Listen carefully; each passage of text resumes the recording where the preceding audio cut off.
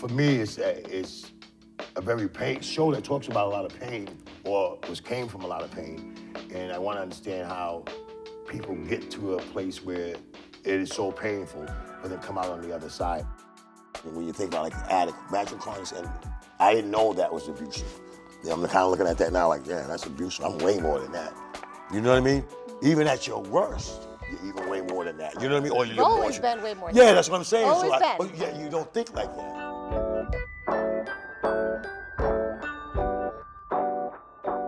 Welcome to Real Talk TV. I'm your host, Darryl Buchanan. I would like to thank everybody for watching the show, liking it, sharing it, and subscribing to the channel.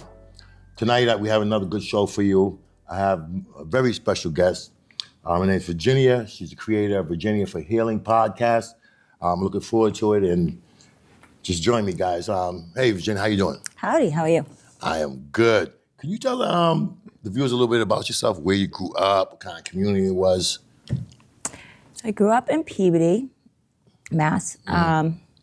Community, I wouldn't say I was part of my community much growing up. No? No, I was much of a hellion, so. You was? Yeah, I wasn't part of the Troublemaker? community, yeah. Me too, don't worry about it. We were troublemakers on the show. Yes. So I'm saying, did you grow up in a diverse community, or what was it like? Was there a lot of drugs in the community, or? Not really. No? No. No? So how was family life? My family life was, Both parents in the house? yes, both, well, for part of my life. Yeah. Divorced when I was 4th grade. Yeah? So I moved to Florida for a year with my mom. Didn't like it very much, so moved back. Yeah. You didn't like Florida? No, I Or you didn't. like with your mom? I loved Florida. Mom's watching. We don't want to. Sorry, Mom. But no, I loved Florida. I just wanted to be close to my siblings. And Yeah. Also, when the divorce, it was yeah, so it was just me down in Florida with my mom, no siblings. So I wanted to move back to be with them. yeah. Yeah. So you came back? I did. What happened when you came back? What was Virginia like when she came back from Florida?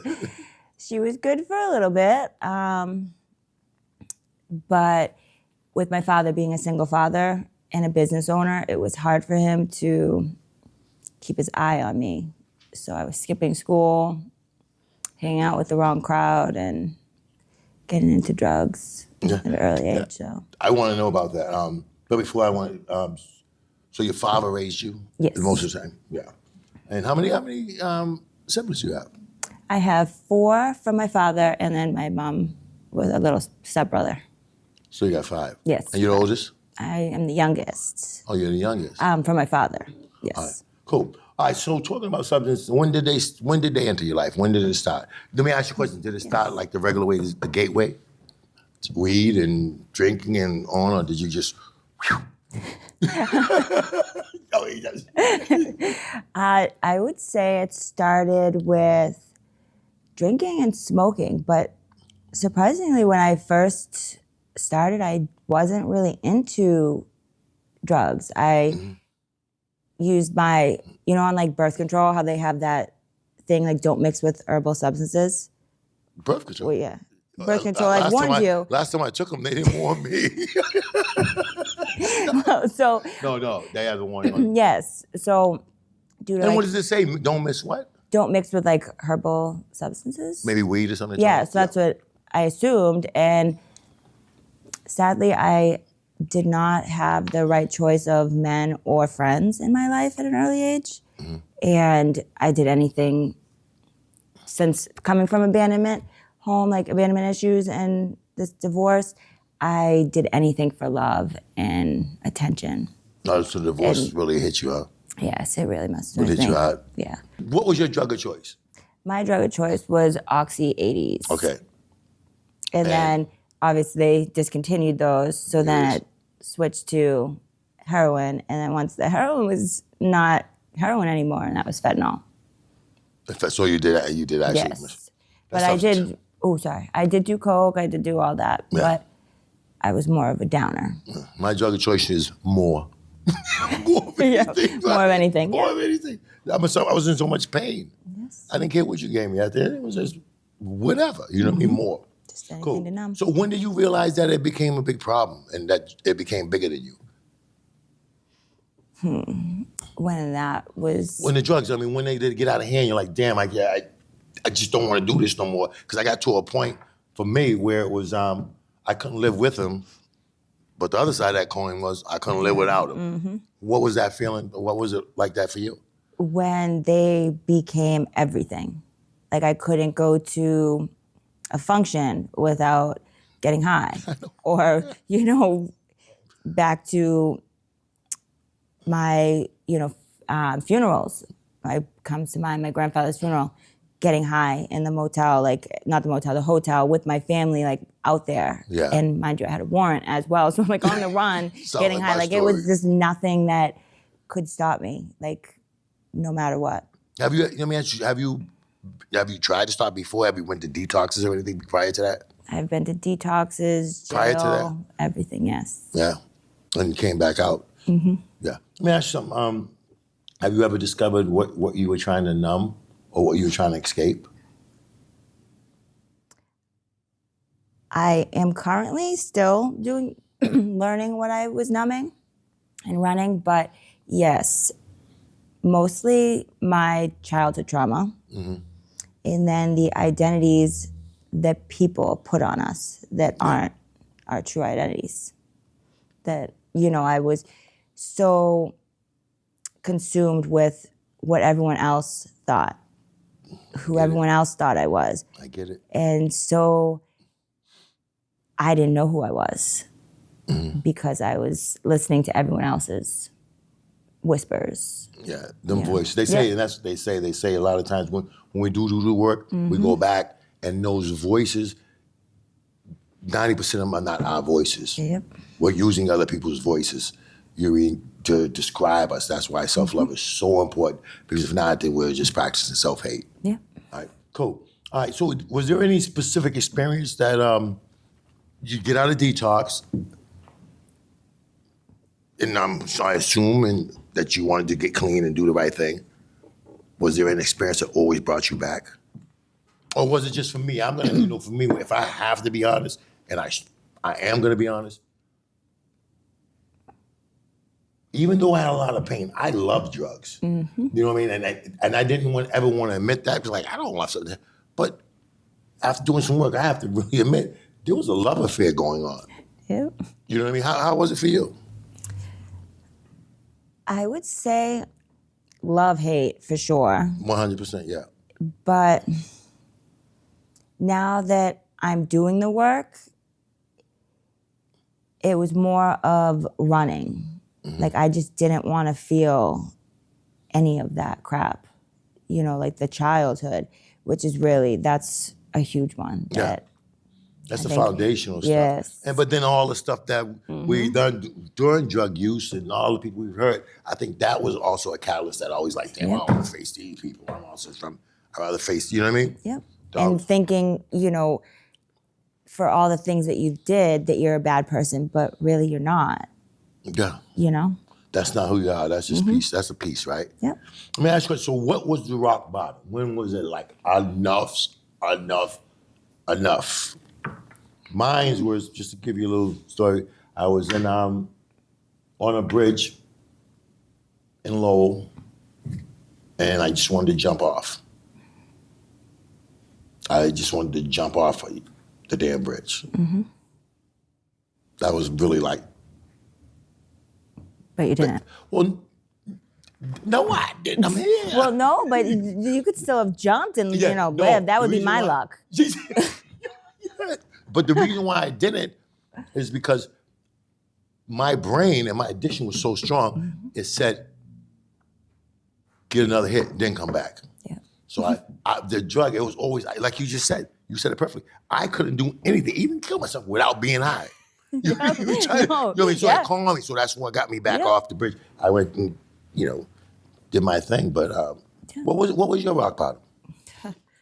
Which one? No, I've had so many, and one that you can remember. I mean, that was maybe more the one that really woke you up or was painful. The most recent, well, the one that was a big catalyst into me getting sober was just the overdose. I was overdosing. Oh, what? Yes. The fentanyl got so bad that any bit you did, you didn't know if you were, it was, There was you're no gonna way live, to you tell, didn't know. And I think I overdosed like a couple days in a row. Yeah. So once that, and finally seeing the effect it had on my family, is when I finally was like, I can't do this. Good. All right, let me ask you one more question on that level. What was something that people misunderstand or judge about SUDs, substance use disorder? What do they misjudge? I think everything. Yeah, about us, right? Yes, but I think they don't. Let me ask you better. Here's a better question. Is it a disease or a choice? I believe it is a disease. Okay, cool. And so, but people in society thinks that we're making these bad choices and making bad decisions, or it's about willpower. Why don't you just stop? Everybody says, why don't I just stop? You know what I mean? I wish it was that easy. We all wish it was, you know what I mean? So maybe that's what people misjudge. All right. What's one moment from your childhood that you still find yourself healing from?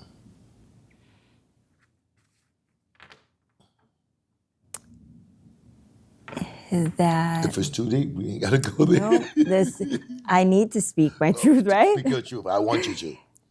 That my parents weren't the parents I needed to be safe. They were great parents. We all work with what we have, work with the tools we have, work with the tools we know. But I think it's important to look at yourself and inward and to do the healing. Otherwise, you're going to mess up your children, your friend, everybody in your life. And I think they just did work with what they were working with, So And you needed more? I needed more, yeah. You needed more. Cool. We talked a little bit about abandonment. Do you feel your mom abandoned you, or just that whole situation was an abandonment issue? Or where did it come from? How do you feel abandoned? In what ways did you feel abandoned? So,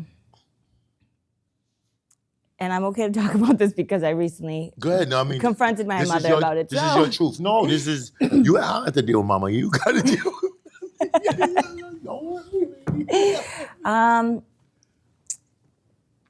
with Definitely, her leaving, and granted, I did come back because I wanted to be with my siblings, but she still stayed there, and then she had my little brother. So it's like you up and left and then just had your own family. Wow. So that's how I take it. Rejection, yeah, that's a whole bunch of stuff, right? Yeah. I assume you're feeling at that point. Yeah. So. Have you guys ever talked about it? We have. Just talked? Worked? Is any work done on it? No, I don't know. I'm just. Do you feel you have any, I won't say closure, but leverage to your healing because of the conversation that you had with her? I do. I think I said my piece, and that's all I can really do.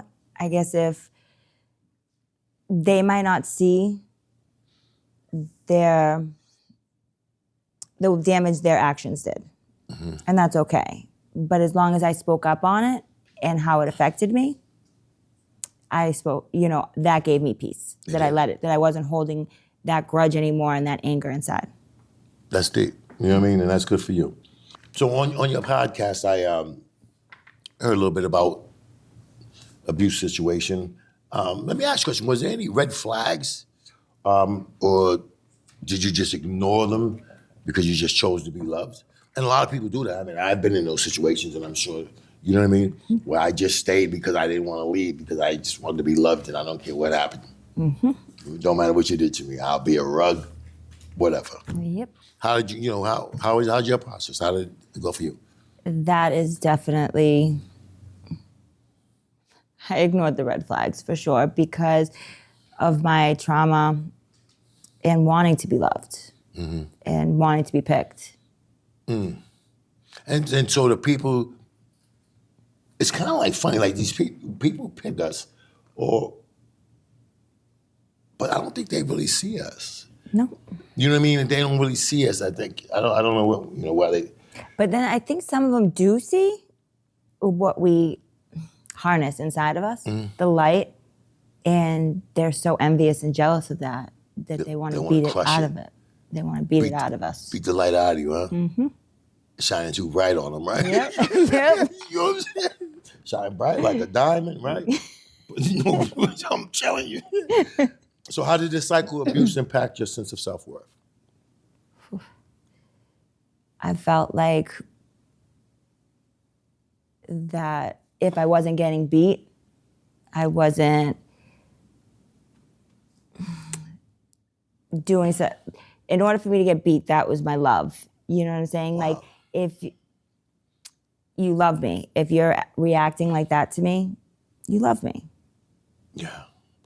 You That's yell crazy. at me, yeah. But we're receptive because of the abuse, and it allows us to be receptive to that. 'Cause if you're not beating me up, then I don't feel love. Yep. So you know what I mean? And if it's a good day, then I'm gonna do something to make you beat me up so I can feel love. Yep. Because I don't like the other stuff I'm feeling. Yep.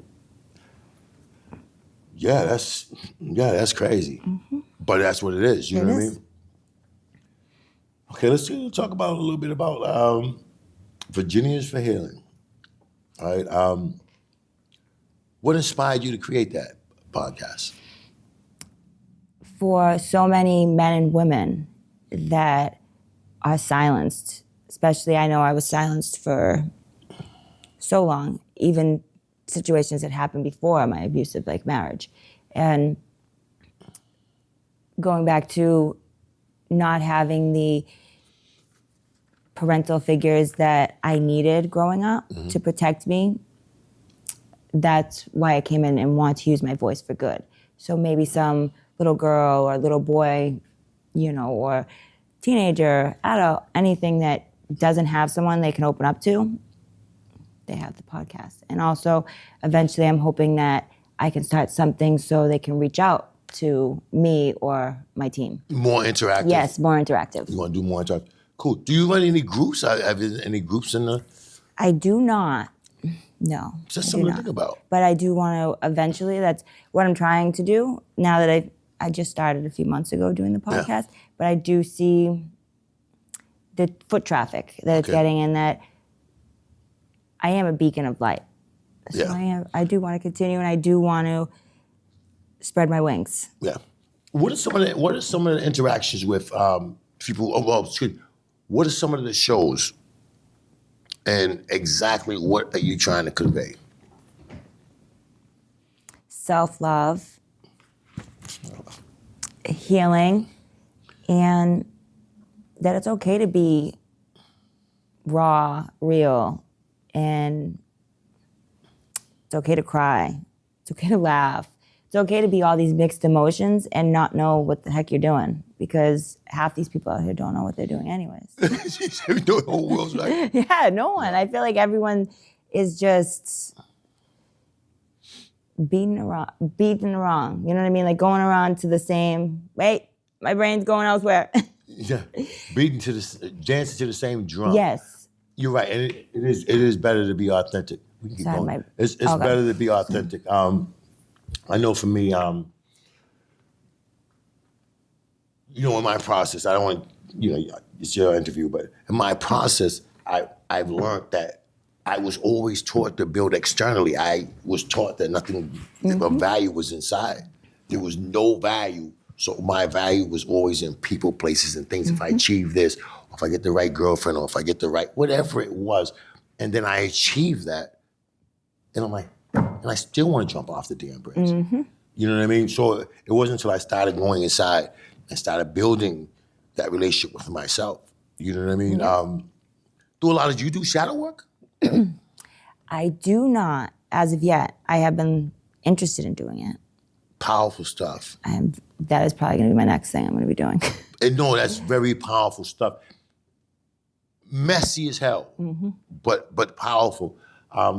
Where you go back and you the things that you don't like about yourself, those fears, those insecurities, that little girl, that little girl, you go back and you make peace. You know what I mean? Because that is a part of us too. And we try to run from that. That's what I ran from. That's what I was running from, my shadow. And that's exactly where I'm at. So I'm glad you mentioned that, because now that I'm branching out into the healing, I just learned about shadow work, I think, like a few days ago. Oh, for real? Yeah. It's kind of dope. Well, yeah. Yeah. We can talk about that more. Yeah, that's where things started happening for me. You know what I mean? Peace. And I kind of like identified what was really wrong, what I was really running from. Because no one ever told me. I just thought I was broken. The system told me I wasn't never enough. The judge said, lock his ass up. You know what I mean? So all that confirmed what I felt inside, you know what I mean? So I didn't think there was nothing of worth in me. There was no value. You know what I mean? And I found my value in my shadow. Yes. That's crazy, right? Yeah. And helping and doing what you're doing. I'm assuming using your voice. Using the voice, and giving people a voice. Cool. When did you first realize your story had power to help others? When they wanted to silence me so much. That's when I knew. Because the ploy of them saying you're crazy or making everyone else believe the negative about you is because they don't want them to believe your story. And I think realizing what I went through and that my voice was powerful because I went through hell and back, and here I am standing and glowing. So that's why I wanted to use it. And that's the truth, and you need to hold on to that. You need to really hold on to that. A lot of people don't make it from back. You know what I mean? And to have a voice, to have anything. People die. You know what I mean? And go back to you saying you tried it yourself, and that's another thing as well. I tried many times, and here I am. Yeah. So it's like, why am I still here? I didn't want to be here, right? Yeah. Good question. Good answer. All right, so at what point did you feel your spirit coming back? And for me, just to give you, for me, it was during the shadow. When did I know things was changing, like really inside? Is I remember just crying, crazy crying, couldn't stop crying. I was in a shelter here in Marlboro, and I lost my kids. It was crazy. Started doing some work. I met a person, and they introduced me to this new path, and I'm like, whatever, but I knew I couldn't deny it resonated. You know what I mean? I just remember sitting there crying, and begging out for help. And at that time, I believe, the trajectory of my life changed. And this has been a path of healing since then. You know what I mean? So what do you think about you? Is there a specific time when you knew that things were gonna be different? You knew that you were different, despite everything around you. And here's the thing, and I felt different in my mess. Crazy, right? I would say past like 6-7 months is when I could feel like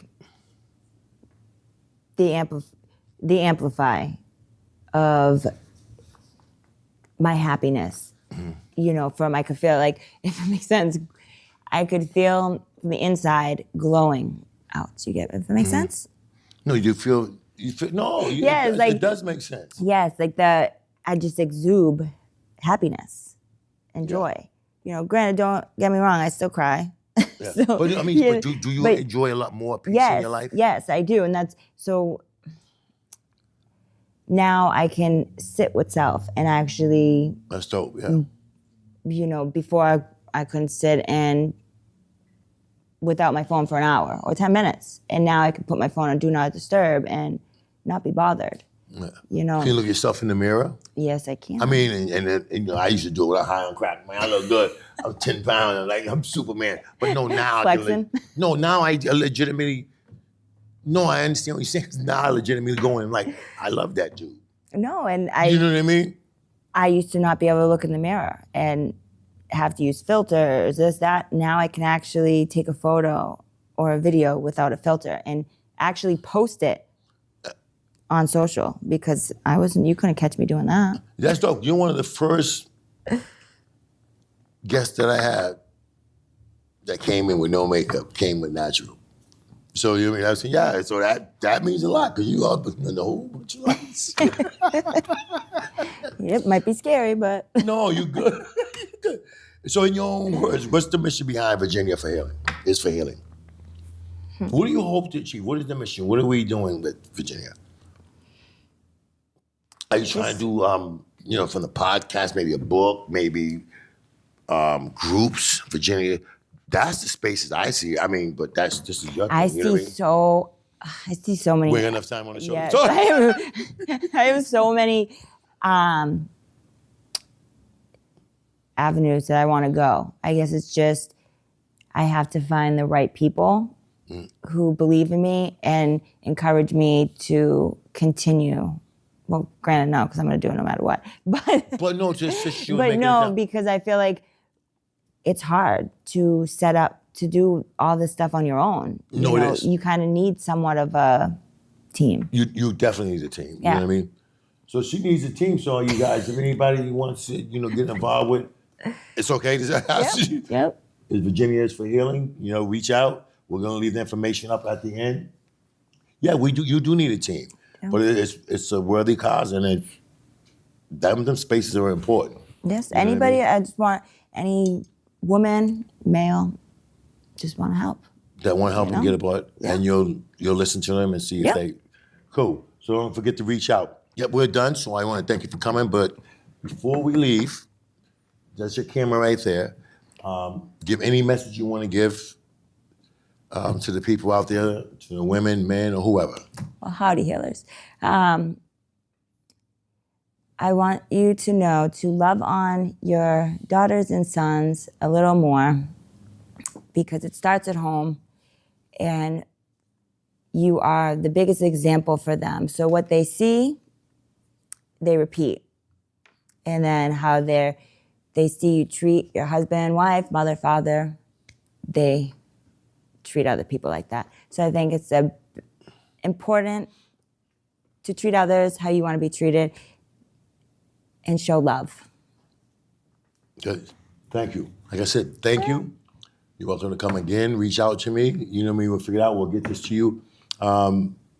Appreciate that. You know what I mean? Thank you for having me. Anytime. Like I said, anytime. You're good. You get me cracking up. We're good. And thank you guys for showing up to Real Talk TV. And like always, I want to say I love you to Taisha, Darryl, Zayla, and Jaden. Peace.